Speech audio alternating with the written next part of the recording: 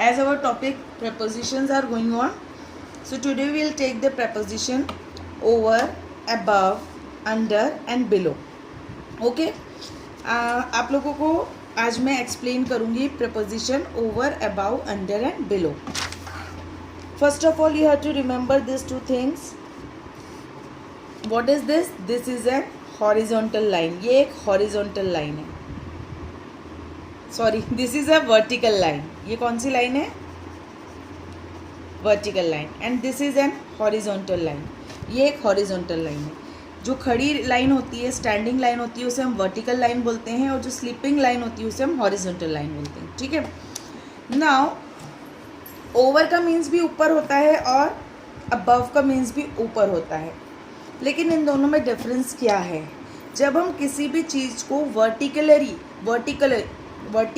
Explain करते हैं according to it's height, उसकी हाइट के अकॉर्डिंग, है ना, हाइट के मतलब ऊपर की तरफ उसको शो करते हैं, तो वो ओवर यूज़ होता है अपवर्ड डायरेक्शन में. अब अबाउ भी हम अपवर्ड डायरेक्शन के लिए ही यूज़ करते हैं, बट वो फैला हुआ होता है, ऊपर की तरफ हॉरिजॉन्टली जाता है. ये लेवल के बेसिस पे होता है और ये हाइट के बेसिस पे. लेवल मीन्स हॉरिजॉन्टली कोई चीज़ ऊपर जाना, फैली हुई ऊपर जाना, और वर्टिकली ऊपर जाना. ठीक है. अब अंडर और बिलो. अंडर मतलब होता है सेम अपोजिट होता है. ओवर का अपोजिट होता है अंडर और अबव का अपोजिट होता है बिलो. अब ओवर में हम ऊपर के डायरेक्शन में जाते हैं, इसमें हाइट वाइज नीचे के डायरेक्शन में जाते हैं. इधर हॉरिजॉन्टली ऊपर के डायरेक्शन में जाते हैं अबव में, और बिलो में हॉरिजॉन्टली नीचे के डायरेक्शन में जाते हैं. ये आपको याद रखना. अगर आपने ओवर और अबव के रूल्स समझ लिए तो अंडर और बिलो के भी सेम रूल्स हैं, जो इनके जस्ट अपोजिट हैं. नाउ अगर हम एक्सप्लेन करेंगे तो सबसे पहला यूज़ ये होता है, जो अबव होता है उसमें जनरली जो डिस्टेंस होता है उससे ज़्यादा डिस्टेंस, सामान्य से ज़्यादा दूरी शो करता है. जैसे the sky is above my head. Sky हमसे बहुत ज़्यादा दूर है, जनरल जो दूरी होती है उससे ज़्यादा है, तो the sky is above my head. लेकिन मैंने बोला the fan is over my head. Fan मेरे ऊपर है. ठीक है. तो ये इसका डिफरेंस है कि सामान्य से ज़्यादा दूरी होती है जनरल से.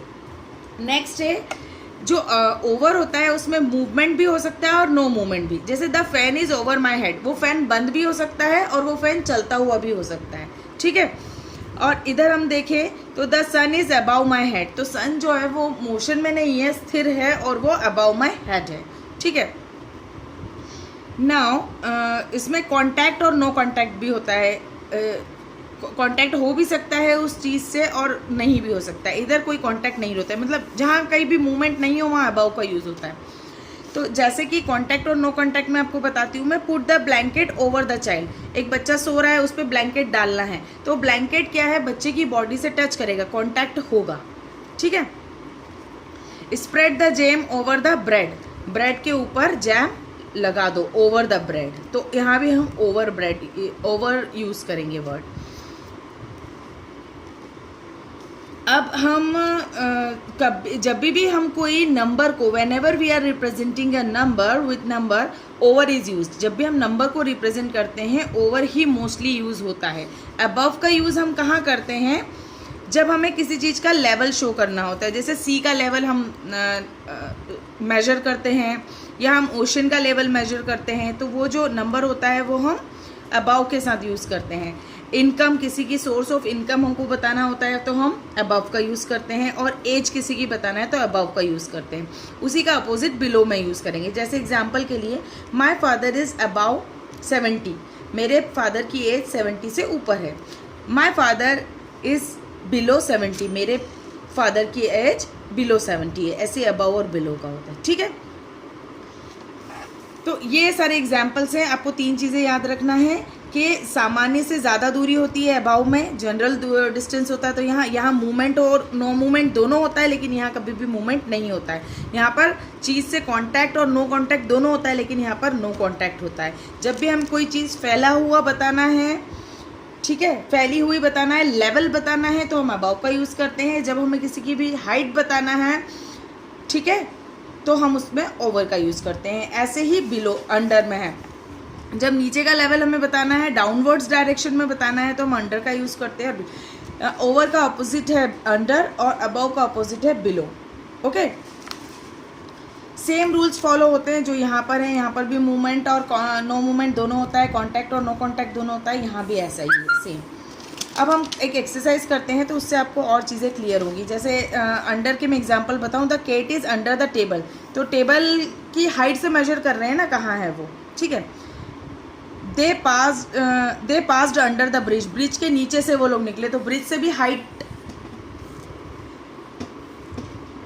Ram is under the umbrella, Ram umbrella के अंडर में, तो राम और अम्ब्रेला के बीच में जो डिस्टेंस है वो हाइट से हम लोग मेजर करेंगे, ठीक है। अब ये एक्सरसाइज देखते हैं। There is a fan over और अबाउ माई हेड, क्या आएगा? ओवर, क्योंकि जनरली शॉर्ट डिस्टेंस के लिए हम ओवर का यूज़ करते हैं, और फैन में मूवमेंट भी हो सकता है या नहीं भी हो सकता है।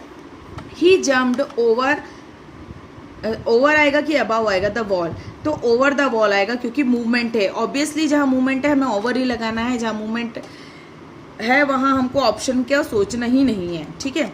द क्लाउड्स होवर्ड ओवर और अबाउ द स्काई, तो होवर्ड का मतलब होता है हिंदी में मंडराना, बादल मंडरा रहे थे, तो मंडराना भी एक मूवमेंट है, तो जहाँ मूवमेंट है वहाँ हम ओवर लगाएंगे। ही पुट द ब्लैंकेट ओवर और अबाउ द चाइल्ड, तो ओवर इसलिए क्योंकि कॉन्टैक्ट है वहाँ पर, इसलिए ओवर यूज़ करा है।